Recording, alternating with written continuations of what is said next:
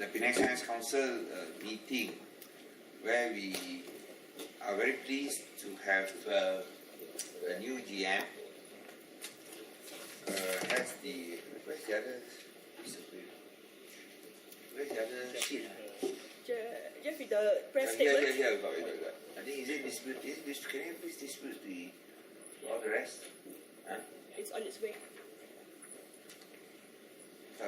Together with me is Mr. Wei Peng Yi, who is now the new CEO for the Penang Science Council. The Penang Science Council is established by the Penang State Government to try to establish Penang as a center of excellence for science and technology. And we are very pleased to have Mr. Wei because he is seconded from Agilent with a distinguished resume, graduated with first-class honours in computer engineering from Manchester University, which is well known for engineering, UK, and as well as worked in all the top multinational corporations in the world. And of course now he's in Agilent. He's one of the top designers and inventors in the electronic industry in Penang. So I think his resume is will be given to everyone, and he is responsible for big ticket items,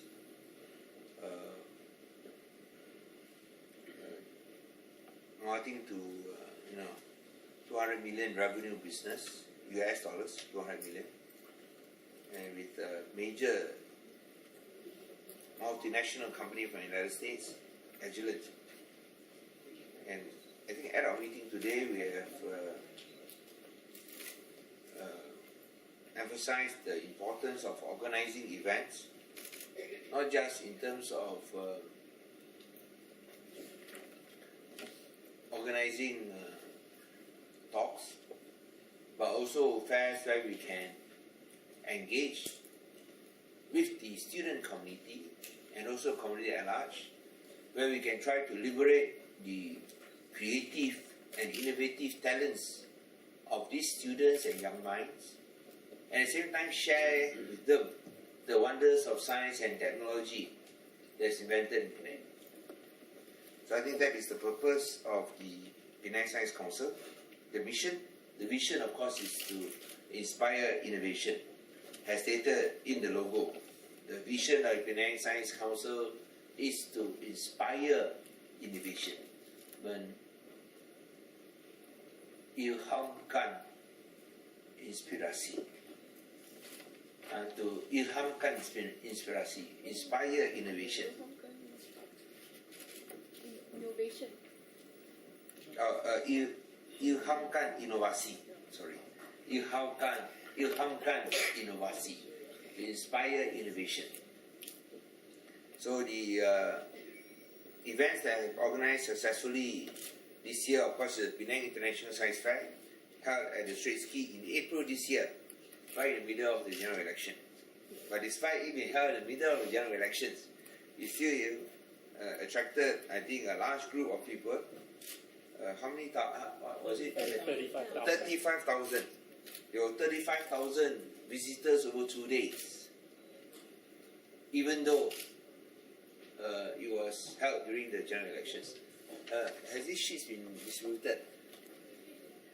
Printing, these 2 sheets, isn't it? So that's one. And of course, the robotics first LEGO League that was held every month, and also other events. Now for the next International Science Fair, which is much anticipated and much favoured, this will be held in November next year, 15 and 16 November. 15 and 16 November next year. The one that we held successfully was April this year. So for next year we held on the 15th and 16th of November 2014, and I hope that it can be done on a regular and a fixed basis every year. So I have nothing to add except probably to pass over to Mr. Uy. We want to thank Agilent for kindly releasing him to be the CEO of the Penang Science Council, to show that that not only the government is committed, but also the industry is equally committed towards building and establishing science and technology has a center of excellence in Penang. The next project that we hope to complete is of course the Penang Tech Center, which will be held at the Dome. At the Dome downstairs in Komtang. That will be the venue for the Penang Tech Center. Okay, any questions? I'll just pass to Mr. Uy first so that they can ask the questions later. Please, Mr. Uy.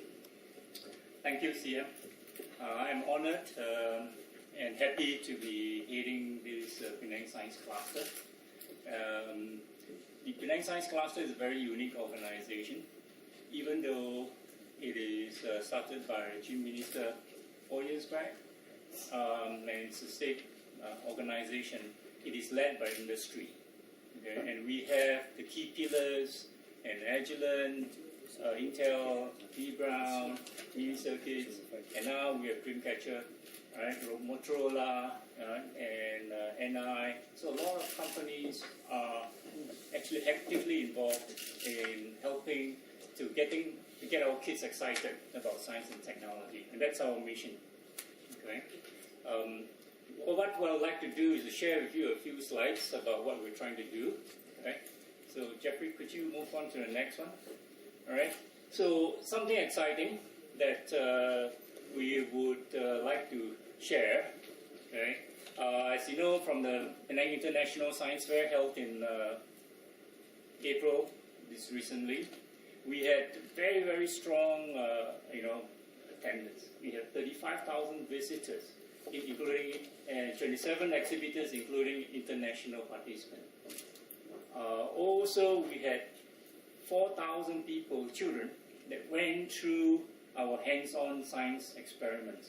And one of the images that stuck to me was a little boy that was very dejected because it was closing, the Penang Science Fair was ending, and he had not had a chance to sign up for an activity because of the overwhelming demand, right? So one of the things we want to do is we will be having what we call a local science cafe, all right, where not only coffee we serve, but more importantly, science, all right? So if you can imagine a place, right, that children and their parents can come to learn science, okay? So Jeffrey? So this will be a place where people will come and learn on their own, or they can also attend workshops, all right, which will be conducted by volunteers as well as university students, all right? And all the platforms, all the science learning platforms will be available for people, public, and to use, okay? We will be hosting competitions there, and we will also include some of the tools that are available and that's sweeping the world right now, 3D printers, scanners, and what have you. Okay? So in effect, what's happening is that we will be having, you might say, our science fair every day. All right? Okay? So this is an exciting part of it, and we hope that this is just the beginning, and we will actually be having, hopefully, more and more science fairs throughout the state of Penang.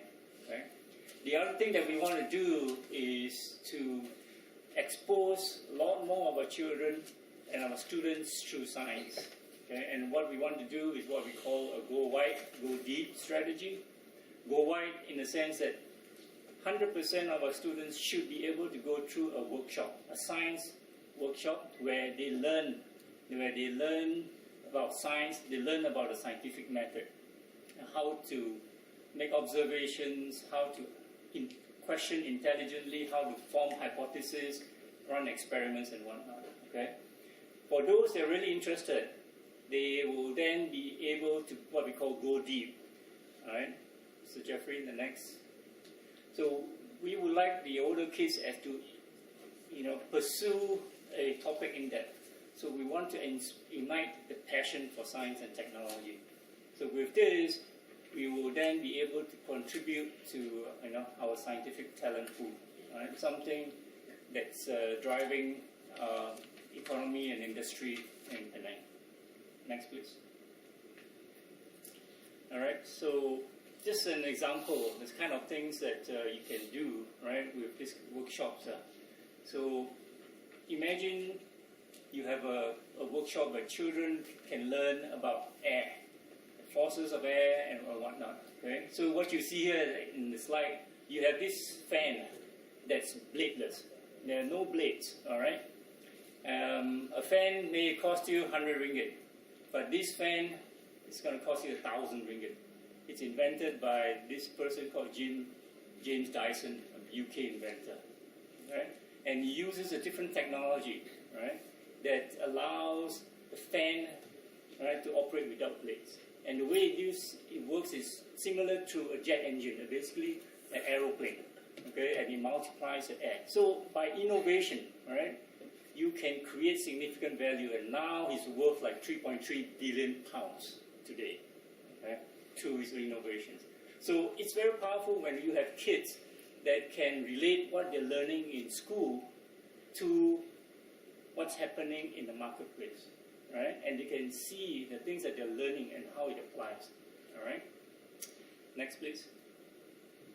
All right, so a summary slide. These are the kind of platforms that we have. To go wide, meaning to expand the number of students that has been exposed to a science platform. And then go deep.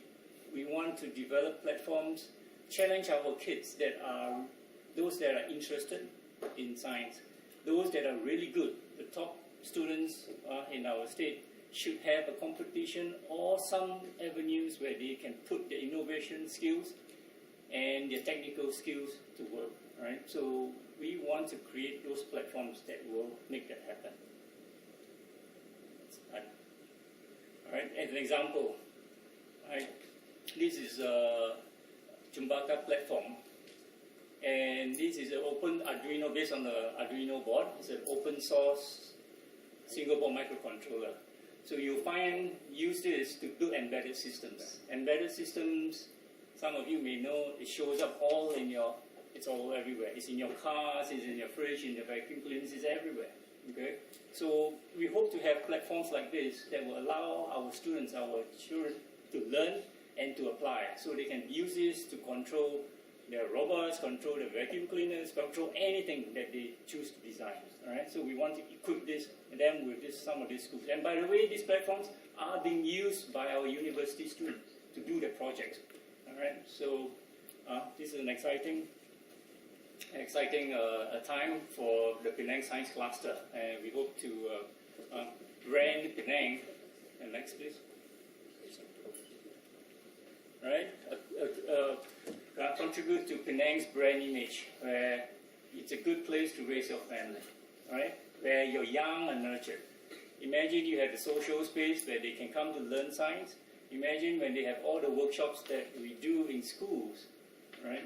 To stimulate their mind, stimulate their passions for science and technology. At the same time, with our Go Deep strategy, we want to position Penang as a cradle for innovators, where your technical and innovation skills are challenged. All right. So if you can imagine, top competitions, for example, in Lego robotics is held in Penang. The top competition for university students, the Innovate Malaysia, is held in Penang. Right. The top science fair is held in Penang. Likewise, the top competition, innovation, design competitions for secondary schools, we held in Penang. Right? So all this would help position Penang as a center and cradle for innovators. That's all I have. Thank you very much. Thank you. Any questions? I'm very proud to have Mr. Wee. Happiness. Any questions? So, Yes. Sam, this is what the Science Council will be able to do in future. So, what about your own KPI to Mr. Wee? Do you set a KPI for him? What is your KPI? Just curious whether you set any KPI for him. I mean, he has already This established is what he will going to do, right? this KPI already that he's going to establish. We hope to be tracking the number of students that goes through all our workshops, as an example. All right, science fairs. All right, now next science fair which B Brown will be organizing. And we hope to surpass the number of visitors, number of exhibitors, and also international participants. Okay, so there are a few of these we might call them KPIs that we will be, of course, monitoring. I think prior to my current position, I've been working closely with the Penang Science Council, and I think under the leadership of the previous secretariat, what we've been doing is trying to create core events for each of the Science Council pillars. So, but then after we've had the core events for each of the Science Council pillars, we still identify that the number of students we are reaching out to is still limited. So I think for a long time now, the Science Council has been strategizing on how we can extend our reach to all the students, not just in the urban areas, but also in the rural areas. So right now, basically, we've had this KPI for ourselves for the past 2 years, and we're bringing all we've done together to achieve this KPI, which is to reach out to a greater number of students, basically make science public. So we're creating social spaces for science so that we can reach out to even more people. Even though Peng Yi is only now starting as the CEO of the science cluster, but actually he's been with us for how long now? 2 years? Almost a year. Almost a year, okay. So I think we consistently set targets for ourselves within the science cluster. Where is the local science cafe going to be? Is it a proper building or something? It's a good question. It's something that we are looking at right now. We are trying to identify a suitable space. All right. For the time being, we're starting up a pilot location, and this will be at Crystal Point. Okay, and through the generosity of this wise, who's donating the space for us to use. And so we will hope to start something up pretty quickly before the end of the year. Right, maybe in a couple of months. And then while we also find other locations. Remember, it's not just one; it could be several of these locations. And of course, Planticos being the center of many schools, I'll be looking for a spot space. All right. So, sorry, just want to clarify. So, in other words, how many cafes we will have end of this year? Right now it's just one. Right now it's one. Okay. Your target will be? We would like to see how this works out, and we think it's going to work out very well. We would like to proliferate.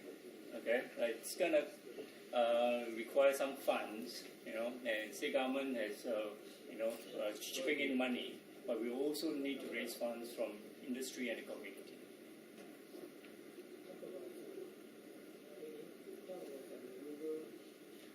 I think YB Sung Hui has mentioned, okay, the beauty of this science cafe is that we can have it in many different places, and one of the key areas that we want to look at is putting it in the rural space, right?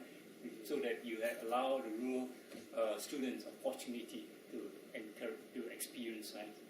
Okay. Can it be mobile? Mobile, that's a very interesting thought. Yes, some of these can be mobile, but those are usually more exhibits. The platforms that we have are quite, we have quite a number of platforms that people can come. Mobile, there are some challenges involved, but something that we will be looking at. Okay, any other questions?